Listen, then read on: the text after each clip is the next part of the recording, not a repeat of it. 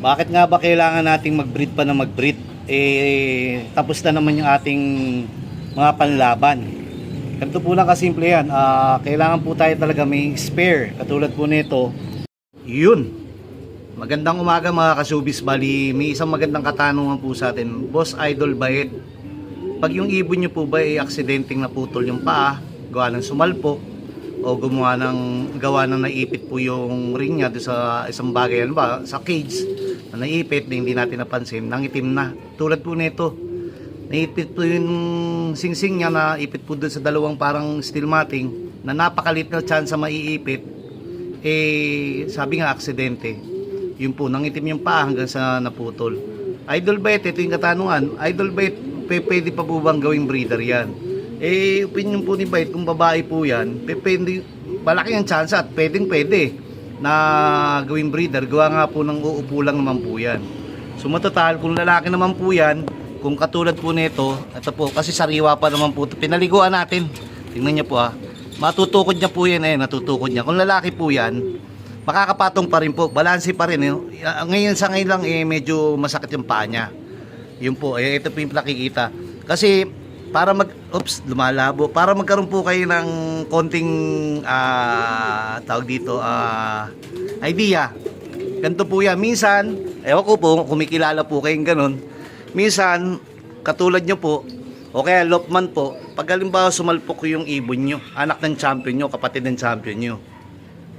Kaya sabihin sa inyo nung may-ari ng lop, kayo yung lop manager sabihin sa'yo, patay mo na yung ibon na yan, ibigay mo sa akin sing-sing kasi sayang, pwede pa nating maihabol, pwede pa nating may sok-sok, lalo na kung 2K yan ng PHA o 2K yan ng anumang club, medyo may halaga yung sing-sing, yung opportunity masasayang.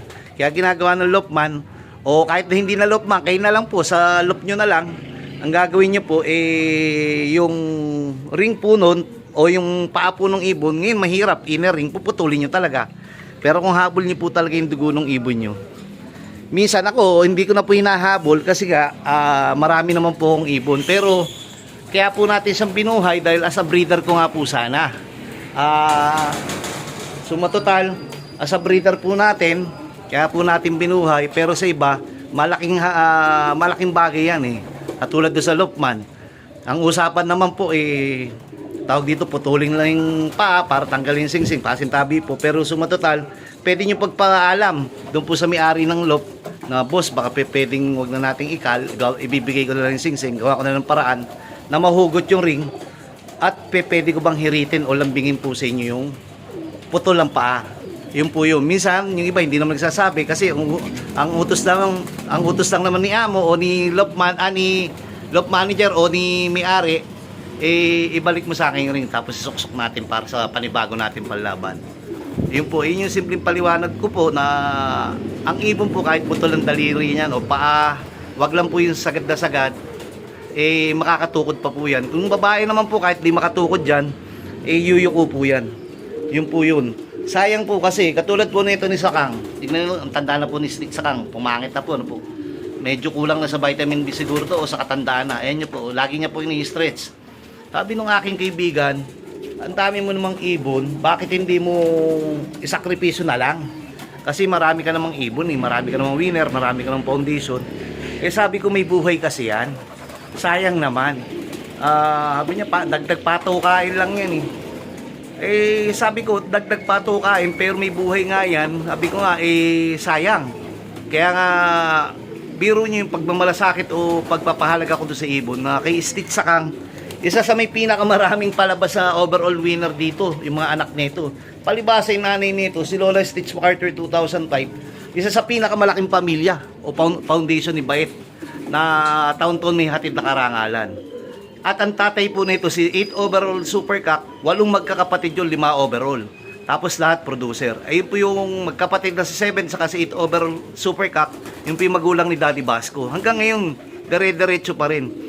Katulad nga po nito, sabi ko nga po yung direktang anak po nito, pa-daybird namin, Katbalogan. Dalawa po yung Katbalogan namin, 2024. Tapos 2025, South naman, solo, complete locking ng APR, first overall ng Young Bird APR, second overall All Bird APR.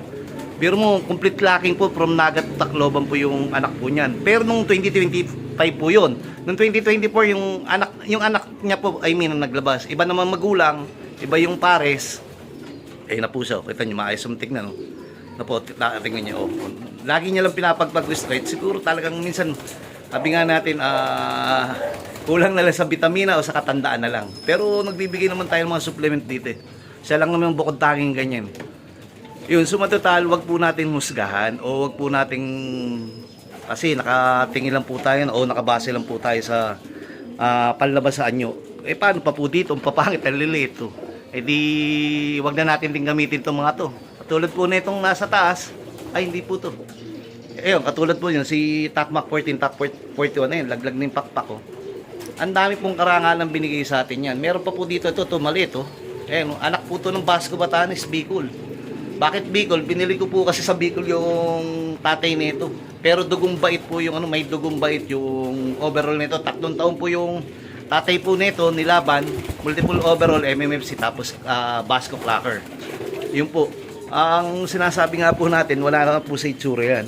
Sumatotal o kung may kapansanan man, yung nananalo ko nga pag inbreed ng Victor Lim Kawayan, mga dokling eh.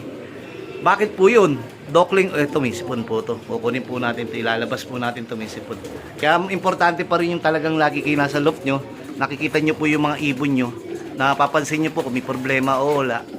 Yun po, katulad po nung kung nagtagal po yung ibon, baka natsugi na yun nandun sa, ayun, naputol. Pero ayun nga po ang kasagutan po ni Bait.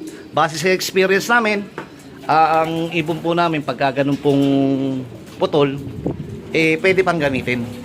Pero sa ngayon wala po akong putol dito na ginagamit. Kung sakali, siya pa lang po. Marami pong humihir ito, lumalambing. Ito katulad po nito. Patatanda na po magulang nito. Siguro mga 15 years na yung tatay. Ayun po, si Sargo. Kapatid ni Tak 41. Tama, Tak 41. Ayun po. Tatay nito, kapatid ng first overall PHA. Sumatotal, pagkaganto naman pong sitwasyon, nagbibigay pa po sila. Kasi nga nakakalipad eh. Ang pares na po, mas bata po siguro sa kanya ng mga 8 taon. Katulad po to, inbreed Lola Stitch Quarter 2005, matanda na po. Hinayaan na lang natin dito. Malay nyo, makapagbigay din po. Sige po, mamaya po natin ituloy. What's up mga ka-showbiz? Yun o! Salamat! Bakit nga ba kailangan nating mag-breed pa na mag-breed? Tapos na naman yung ating mga panlaban. Ganito po lang kasimple yan. Kailangan po tayo talaga may spare. Katulad po nito, na-aksidente po yung ating ibon, pinalitan po natin. Kung sakali pong wala po tayo, mga spare po dito, ano ba? Kung kayo po may 6 na pares, pinahingan nyo na po lahat, may OLR po kayo. Meron po kayong mga nilalaban sa PHA o sa MMFC o anumang club, BBC, sumalpok, south pa naman yan. Kayang-kayang hihabol dahil July pa lang, kahit nga August kaya pa yan eh. Yung po, si Bunso nga natin 4 months lang yun eh. Naipanalo pa natin ng Tacloban, Super 6K Tacloban Clacker. Kaya tayo po, lagi po tayo nagre-reserva ng mga tawag dito, excess young bird. Tulad po yung nandun, sa katulad po nandito. Yan po. Kung sakaling disgrasyahan po tayo sa OLR, hindi man po tayo, kaibigan natin o kumpare natin, madali po nating matutulungan. At kung hindi naman po sa kanila, kung atin naman, yung team naman natin, halimbawa alam mo mahina yung young bird natin, maaga pa naman, pwede yung isakripisyo at palitan na mas bago o mas tingin nyo mas makakatulong po sa inyong lock. Bukod pa po doon, alam nyo naman po, linggo-linggo 2 o 3 kataong tinutulungan natin hindi kakilala, kailangan po natin ng mga excess na young bird o stock bird para po doon sa ating pantulong. Hindi naman po mayaman si Bait, hindi naman po Ubasano, may konti po tayong hanap buhay, may pinagkakakitaan po tayo, pero pampamilya po yun. Ang gusto po natin ipakita po dito, kung gusto natin makatulong po talaga, gamitin po natin yung ating mga ibon. Ibig sabihin, ito po hindi lang po puro pag-iibon o hindi lang po puro karera. Pagka nanalo po kayo, may hatid ng karangalan, at pangalawa, may hatid pa pong ngiti na pwede nyo pong tawag dito. Pwede po nating itulong yung kanilang mga young bird, katulad po niya mga yan. Pero alam ko ito, nakapanlaban pa isa nito. Yung isa, anak po nito, yung isusuksukan natin. kapatid ng Basco Champion. Ito po ano po to, yung tawag dito, inbreed ng first overall Uwing Pangasinan, Calbayog Uwing Pangasinan, first overall ng dalawang club. Ayan po, susuksukan po natin ng pang-PHA po natin. Yan, ganun lang po kasimple. Ito mga bukod-bukod, ito po yung mga nagkaroon ng problema na matatanda, nagkawan ay ito yung si Bicol Clacker ng ng Basco nagawan ay kasi nga po init lamig. Ito tulad init, mamaya ano na naman, iinit na lalamig na naman, uulan. Yun po, kaya kailangan may spare po tayo talaga. Ganun din po sa ating mga pang breed.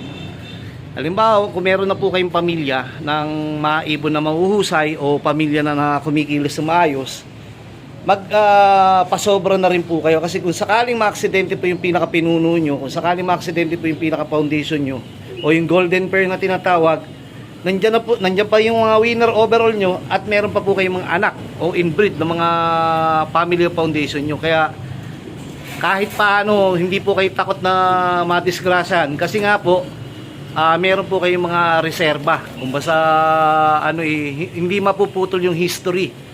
Hindi masasayang yung panahon nyo na kasi binuo po natin to na mahabang panahon. Hindi po to yung isang taon, 2 taon, 3 taon lang po Mahabang panahon po to.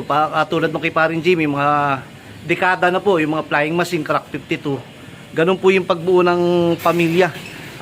Medyo matagal na para alam niyo po mula doon sa pinuno hanggang doon sa anak, pamangkin, apo, may tulong o may hatid na karangalan. Kasi nga po, nasala na po ni Paring Jaime Lim o kayo, kung kayo mayroon pong foundation, kung mayroon po kayong pamilya ng foundation dyan, nasala nyo na po.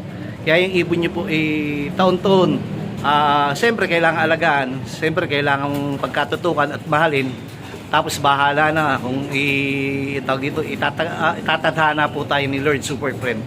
Mamaya po ulit, suksukan ko muna po yun, baka malaglag. Tagal na kita hindi nagagamit ha. Saglit po.